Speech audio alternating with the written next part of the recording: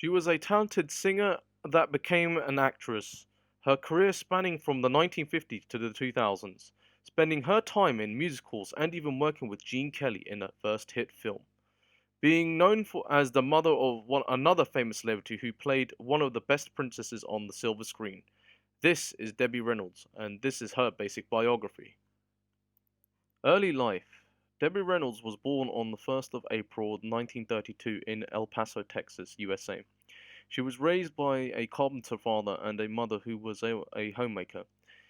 The family moved from Texas to California, where she was able to attend Burbank schools and even attend these schools with her brother during the 1930s and even to the early 1940s. While studying at school in the 1940s, she was able to work and perform in various pageants and even appear on the Miss Burbank contest and winning it in 1948. Once she won this competition, she was able to be scouted for various roles in Hollywood, and even based on her beauty, made very good headlines in on the silver screen, and even winning major competitions in her hometown. Her passion and future career would be in acting once Warner Brothers Studios offered her a job. Acting career. Debbie Reynolds became an actress after her education and winning a contest in her hometown of Burbank. Her stardom and fame began in the 1950s when she starred with Fred Astaire in the movie Three Little Words in 1950. She played the real-life singer and actress Helen Kane, with Fred Astaire playing Bert Kalmer alongside her. This was a great start for the young Debbie Reynolds as she became a talented singer and dancer after taking this role. She continued to act, sing, and dance on the silver screen due to her energy and enthusiasm that she brought with her into the cinemas across the country. Her role, or her next role, even was the mostly known role that made her a breakout star. She starred in the 1950s film, the iconic Singing in the Rain in 1952. She was able to star with Gene Kelly, with both of these upcoming actors becoming well known due to the production as well as presentation of the film.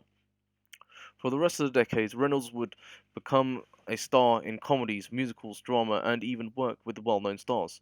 Her final film of the 1950s was The Gazebo in 1959 with Glenn Ford. She was able to grow up on the silver screen and from being a teenage actress to a more of a young adult actress during the 1960s and onwards, sometimes promoting her movies and becoming a businesswoman at the same time. Later, working on the stage and even becoming a full-time singer and dancer, musician and an actress. Debbie Reynolds became a breakout star in the 1950s with her movies related to comedies, romantic, and even musicals genres due to her dancing talents combined with her singing talent.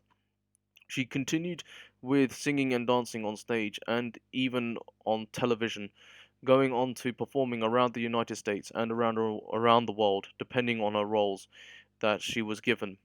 Las Vegas was one of her locations that she was offered her dancing performances and even was able to spend some time there during the 1970s. Yet in the 1960s, she spent time working in Hollywood and the stage on various musical acts that follow her to gain nominations from awards such as the Golden Globes to the Tony Awards. Reynolds would work with other actors and actresses such as Tony Curtis on Goodbye Charlie in 1964, whilst starring with Dick Van Dyke in Divorce American Style in 1967, and even starring with James Stewart in the movie How the West Was Won in 1962, to the name a few of the heavyweight actors at the time.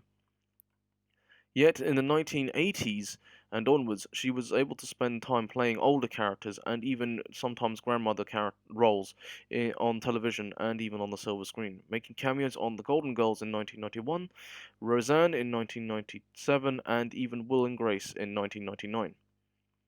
At the same time, she was able to perform in movies such as Fear and Loathing in Las Vegas in 1997 and even in Bodyguard in 1992, plus reprising her role as Lulu Pickles in the movie adaptation of Rugrats.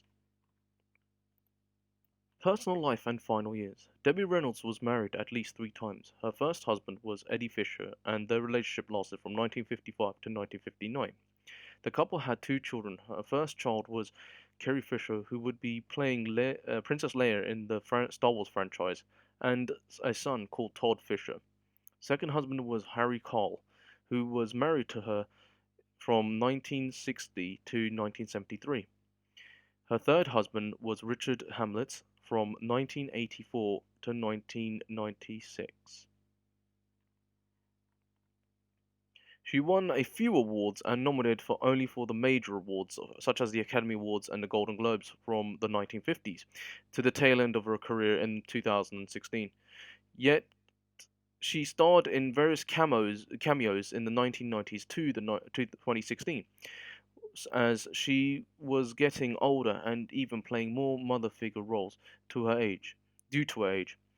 She used her voice in various cartoons at the time in the late 1990s to the early 2000s. She starred in as a grandmother to the Rugrats, to playing the grandmother of Kim Possible during the same period of time, which made them become more popular cartoons and even allow other guest stars to star afterwards. Yet she lived on television before her death in the 2016. Legacy and death. Sadly, Debbie Reynolds passed away from a brain hemorrhage at the age of 84 on the 28th of December 2016. Just a few days after her, just a day actually after her daughter had passed away in the same year.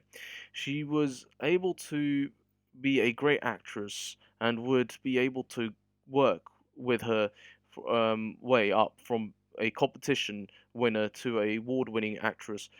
Even her legacy lived on throughout her daughter before her death. As Debbie Reynolds became an actress in Singing in the Rain, her daughter managed to become a princess um, called Princess Leia that made herself an icon, even having a granddaughter who was able to keep her legacy going at the same time.